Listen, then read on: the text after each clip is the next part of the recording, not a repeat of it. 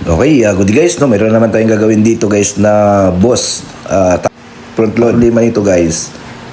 Hindi dumidiretso sa drum yung tubig kapag nagkakarga, no. Diretso siya doon sa ilalim, no. So ngayon, babaklasin namin to para ma-check natin. Kasi nga, hindi na natin siya pwedeng pakargahin kasi once na pinakarga mo siya guys, instead na sa drum dumidiretso yung tubig, dumidiretso na sa ilalim, no. So ito na nga, binabaklas na namin to guys, no. So ito po guys ay Boss brand, no. So common ano ito, no, common problem ito guys ng Boss, no. Yung buwabaha or nagli-leak kapag medyo matagal-tagal na, no. So yun. So babaklasin natin to guys yung front face niya para ma-access natin yung pinaka daanan ng tubig. So babaklasin lang namin to guys yung pinaka drum niya or yung pinaka piece cover niya. So ayan, so natanggal na natin yung parts ng board. Ito naman yung sa rubber at saka yung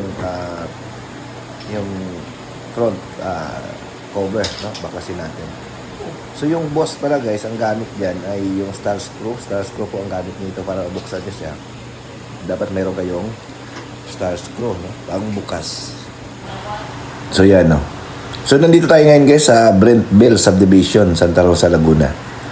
So dito tayo ngayon nag-home service, no? So yan. So yun, no. Sa mga baguhang technician diyan, masterin niyo po yung pag-repair ng mga automatic washing machine kasi nga sa panahon ngayon kasi guys, demand yung repair ng mga automatic washing machine. Wala siyang season. Araw-araw marami nagpapagawa. Linggo-linggo talaga may nasisiraan, araw-araw may nasisiraan.